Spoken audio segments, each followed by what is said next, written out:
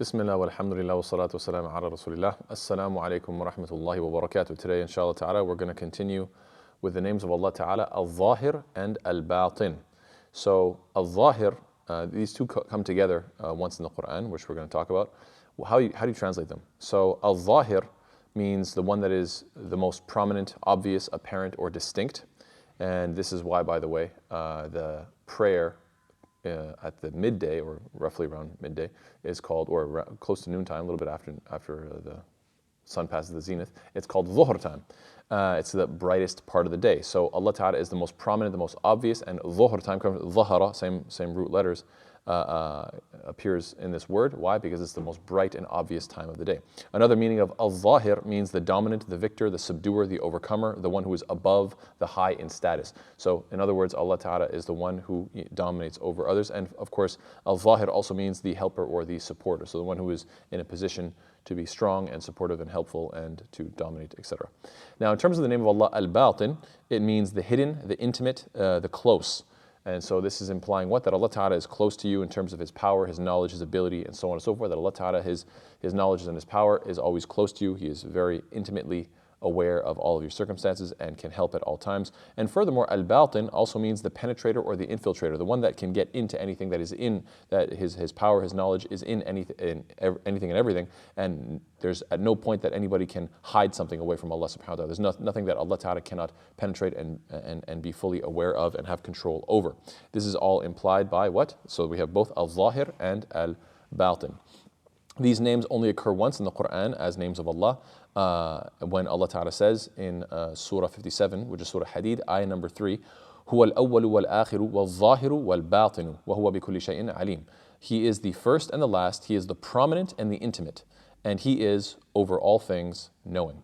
So what's interesting about this ayah is that this is, as we mentioned, in Surah Hadid, ayah number 3. If you look at ayah number 2, so the verse right before it, it's describing how Allah subhanahu wa ta'ala is the owner and has the dominion of everything in the heavens and the earth. So it's interesting because, so you have ayah number 2 describing how Allah subhanahu wa ta'ala has dominion and power over everything in the heavens and the earth. And then ayah number 3 is saying that what? He is huwa al-awwalu, He is the first, as in it has always been the case that He has power over everything. Wal-akhiru, He is the last. In other words, He always has and He always will have power and control and dominance over everything. And al-Dzaahir and al-Baatin means that He's going to have, referring to the previous verse, referring to the fact that He has dominance and, He has dominion over everything. It's going to be in ways that are obvious and in ways that are subtle and hidden. So in every way, Allah subhanahu wa ta'ala is the owner, is the possessor, is the king, in ways that are both obvious and subtle, Zahir and Baatin, both. And so how do we explain this? Well, basically, it is obvious that there is a necessary being that is the creator of the heavens and the earth. This creation must have come from somewhere, and that is an obvious fact. And that's what's interesting about how Allah Ta'ala says, al-awwalu wal-akhiru, the first and the last. So first comes first, and then last comes last, obviously, when it comes to those two. But then al-Dzaahir wal-Baatin, you find that the obvious is first, and the hidden is second. Why is that the case? Because the first and the obvious, they are matched together. They're both the firsts. Why is that the case? Well, because it is obvious that there must have been a creator to the universe. So from the beginning of creation, there must have been a creator. Now, when it comes to al-akhir, the fact that Allah Ta'ala will be here forever and will remain, since this is something that is still unseen, this is yet to be seen, you could say that it is batin, it is something that is hidden, because we haven't gotten there yet. We haven't seen eternity yet. So it is something that is to be seen. We have faith in it, of course, but it is just interesting that the order of al-awwalu wal-akhiru, wal-zahiru wal-baatin, how they come in this one ayah, and how you find that the first one matches with the first one, and the second one matches with the second one very beautifully. Why? Because it is obvious that there must have been a creator, a first creator, a first cause, if you will, a necessary being, a wajib al-wujud, if you will.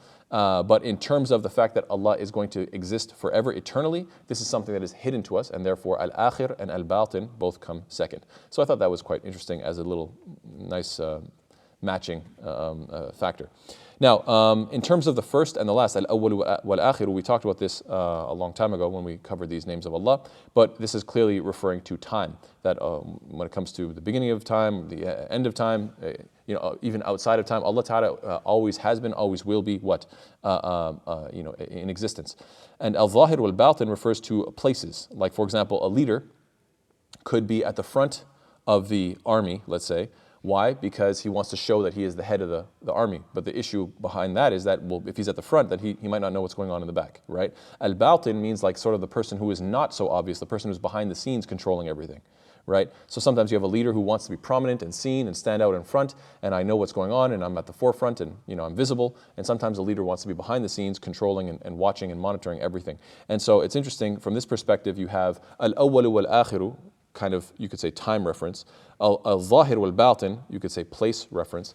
What's interesting about that is that regardless of whether we're talking about from the beginning to the end, whether we're talking about in an obvious manner or in a hidden manner, Allah subhanahu wa ta'ala is the one who is in full control and has power over all things.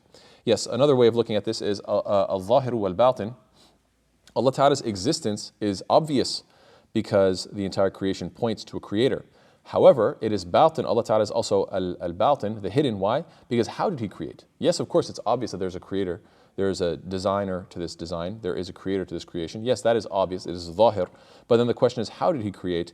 How does He operate and maintain the universe? What is His essence? These are things that are all hidden from us, and then, therefore He is al-Baatin. He is the hidden. So you could see how even though they seem like they don't go together, you could say they almost look like opposites, and yet at the same time they both apply to Allah subhanahu wa ta'ala perfectly. How does Allah subhanahu wa ta'ala make Himself obvious? There are many different ways.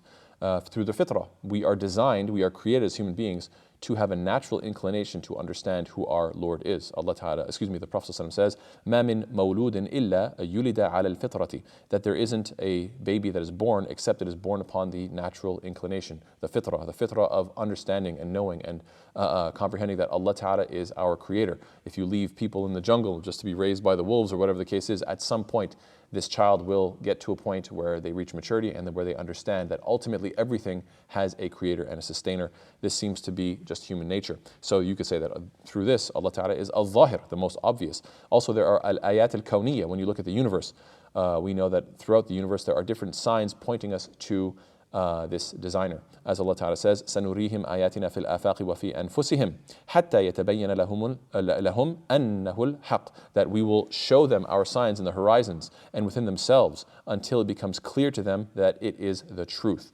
So Allah Ta'ala has made Himself obvious in the world that we see around us, but also in al-ayat al-Qur'aniyya. So there are different types of ayat. There are the ayat of the world around us, every single sign and proof and evidence, every ayah that we see in the creation. But then there are the signs and the proofs and the evidences that Allah has revealed. And these are the ayat of the Qur'an. And Allah says about these verses of the Qur'an, وَيَمْحُ اللَّهُ الْبَاطِلَ وَيُحِقُّ الْحَقَّ بِكَلِمَاتِهِ, that and Allah eliminates falsehood and establishes the truth by His words. In other words, it is through the revelation that Allah subhanahu wa ta'ala has made the truth very obvious and has exposed falsehood for what it is, which shows us what? That Allah Ta'ala is obvious when it comes to we were designed to recognize our Lord. We see the ayat all around us in terms of the creation of the world. And then when it comes to revelation, the revelation makes the truth very clear and falsehood very clear as well. Allah says, وَنَزَّلْنَا عَلَيْكَ الْكِتَابَ تِبْيَانًا لِكُلِّ شَيْءٍ وَهُدًى وَرَحْمَةً وَبُشْرَى لِلْمُسْلِمِينَ.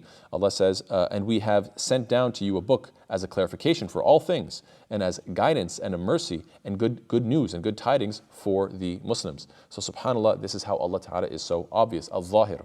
Yet then the question is, how is Allah Ta'ala Baatin? How is He hidden?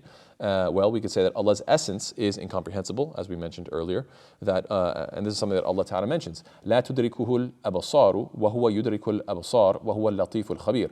Vision perceives Him not, but He perceives all vision, and He is the subtle and the acquainted. In other words, Allah Ta'ala sees everything, but we can't see Him. So there you go. There you go. Therefore, He is al-Baatin. He is hidden. Furthermore, when describing Allah Subhanahu wa Taala, we find that the Prophet ﷺ said what? Hijabuhu an-nur, that His veil is light. Light is His veil. So that means Allah Ta'ala is veiled from us, and that even when the Prophet ﷺ went on Isra wal Mi'raj and came into the divine presence, even then he couldn't say that he saw Allah Ta'ala because Allah Ta'ala was enshrouded, or you could say veiled in light, however you want to put it. And furthermore, Allah subhanahu wa ta'ala is al-Baatin because He is the closest to us. That's what al-Baatin implies. It means closeness.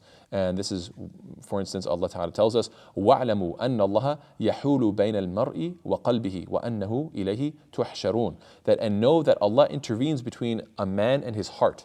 So Allah Ta'ala is so close to you, so intimate with you, that He can even get between you and your own heart, your own feelings, intentions, and so on and so forth. And that to Him you will be gathered. Ultimately, we will all go back to Him. Allah Ta'ala says what? وَلَقَدْ خَلَقَنَا الْإِنسَانَ وَنَعْلَمُ مَا تُوَسْوِسُ بِهِ نَفْسُهُ وَنَحْنُ أَقْرَبُ إِلَيْهِ مِنْ حَبْلِ الْوَرِيدِ. And we have already created man and know what his soul whispers to him. Allah Ta'ala is saying, I know every little intimate detail about you. I am so close to you. This is why I am al-Baatin. I am so close to you. I know whatever whispers into your heart, and we are closer to him than his jugular vein. This is mentioned in the Quran, Surah Al-Qaf. And furthermore, the Prophet says, Anas ibn Malik radiyallahu anhu, he says what? كان النبي صلى الله عليه وسلم يكثر أن يقول اللهم يا مقلب القلوب ثبت قلبي على دينك. The Prophet ﷺ used to frequently make this dua over and over and over again. O turner of the hearts, make my heart firm upon your deen, upon your path. Understanding that Allah Ta'ala is so close to you that He is the one who is intimately understands and knows and can affect your heart. So that's why He is al-Baatin. And another perspective that I think is so beautiful, as we said, that al-Baatin also implies the one who can penetrate and can infiltrate anything. Right? Allah subhanahu wa ta'ala is not, he cannot be barred or blocked from anything. And what's interesting about this is that it implies that Allah Ta'ala knows the inner dimensions of all things. So you might look at something and say, oh, well, this is what it's made of, and this is how it's designed, or whatever the case is. But Allah subhanahu wa ta'ala knows all the different intimate inner dimensions of that thing. And Allah says, وَإِن مِّن شَيْءٍ إِلَّا عِندَنَا خَزَائِنُهُ وَمَا نُنَزِّلُهُ إِلَّا بِقَدْرٍ مَعْلُومٍ. And there is not a thing but that with us are its depositories, subhanAllah. And we do not send it down except according to a known measure. I think this is such an interesting and incredible ayah that Allah Ta'ala is saying, anything you can think of, I understand and I have full access to all of its depositories, khaza'in, all of its khaza'in. What does that imply? That subhanAllah, any inner dimension, any concept that revolves around it, or any hypothetical situation that it could be used in, whatever potential that it may have, I am fully aware of all of it. Subhanallah.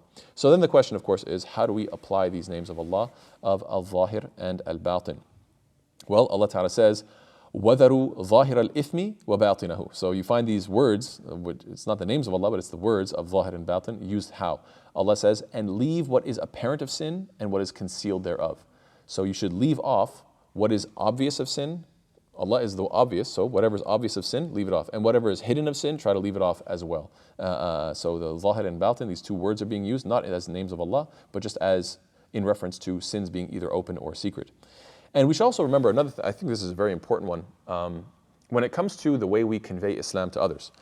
A human being is made with both a head and a heart, right? We have our intellectual side and we have our spiritual side, right? We have our, you could say, rational mind, and we also have our emotions, right? The head and the heart, both. So Allah Ta'ala is al-Zahir and al-Baatin. When it comes to the obvious, when it comes to logical points, when it comes to rationality, things that can be described and discussed and debated and so forth, we should use that, but it shouldn't be relegated to that. We shouldn't only convey Islam through sort of, cold, hard facts. So in other words, faith shouldn't be relegated to cold and calculated debate points while being void of spirituality. At the same time, on the flip side, it shouldn't be all about the Baatin either. It shouldn't be we should not convey our deen and give da'wah to Islam by relegating it to our feelings that cannot be expressed with anything more than it's very real to me and this is just how I feel and my spirituality and so forth.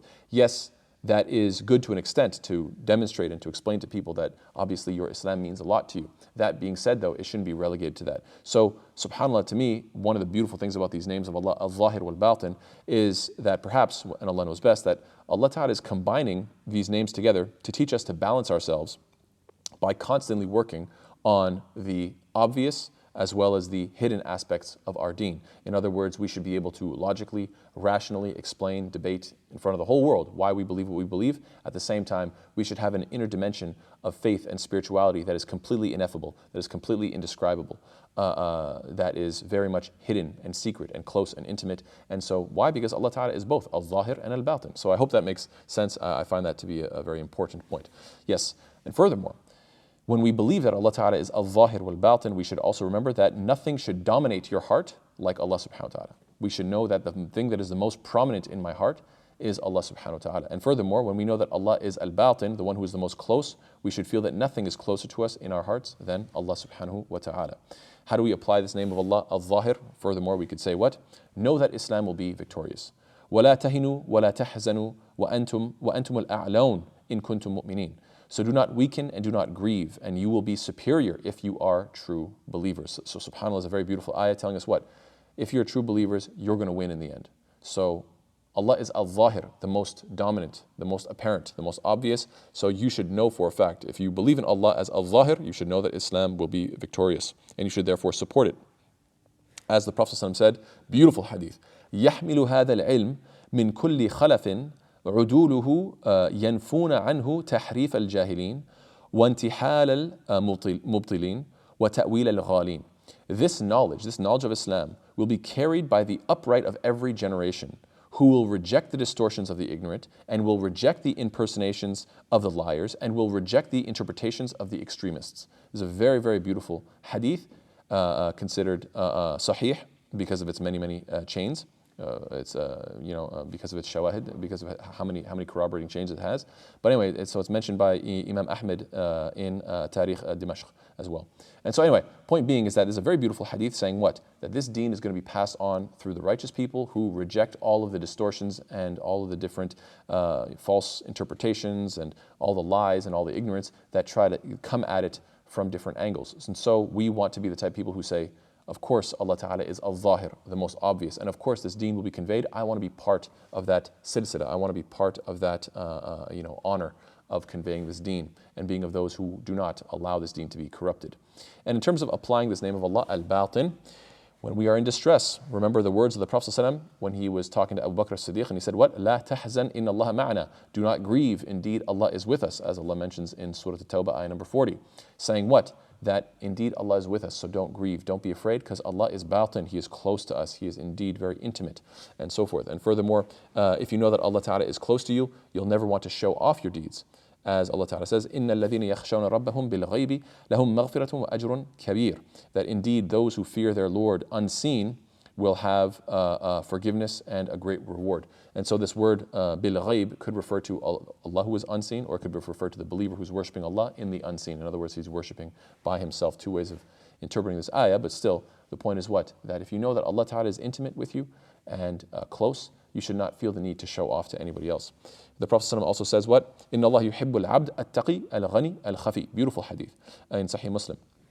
Allah loves the slave, his slave who is God conscious, he has taqwa, he is taqi, he is a ghani, he is free from want, he is not going around begging and asking of others and feeling like, oh, I don't have enough and so forth. No, he is content with what he has. And finally, he is khafi. Khafi means what? Hidden. In other words, he doesn't have this desire to constantly show off and everybody look at me, I need more attention. Why? Because he knows Allah Ta'ala is close to him. Allah Ta'ala is al-Baatin. So he has that intimate relationship with his Lord. He doesn't feel the need to constantly show himself off. Furthermore, the Prophet ﷺ said what? مَنِ اسْتَطَاعَ مِنْكُمْ أَنْ يَكُونَ لَهُ خَبْءٌ مِنْ عَمَلٍ صَالِحٍ فَلْيَفْعَلْ. Whoever among you can afford to have a good deed, to have good deeds stored in secret, let him do so. In other words, if you can afford to do things privately by yourself, then go for it. You should absolutely try to keep your deeds secret. And so, with that, of course, there's one final point that I might as well throw in there, just for good measure. Not every deed should be secret. There are some things that you want to do openly in order to encourage others. The Prophet said what? Al-Jahiru bil-Qur'ani kal-Jahiri bis-Sadaqa. وَالْمُسِرُّ بِالْقُرْآنِ كَالْمُسِرِّ بِالصَّدَقَةِ. The one who recites the Qur'an in a loud voice is like the one who gives charity and gives alms openly. And the one who recites Qur'an quietly is like the one who gives alms secretly. So in the same way that charity, sometimes you want to give it openly to encourage others, and sometimes you want to give it secretly in order to focus on your intent and your sincerity. In the same way, Qur'an, you want to sometimes recite it openly to encourage others to get close to the Qur'an, and sometimes you want to recite it intimately and privately so you could work on your own spirituality. So subhanAllah, this hadith has a very beautiful balance referring to charity, Qur'an, and ultimately recognizing that Allah is al-Zahir and al-Baatin. Jazakallah khair. Wassalamu alaikum wa rahmatullahi wa barakatuh.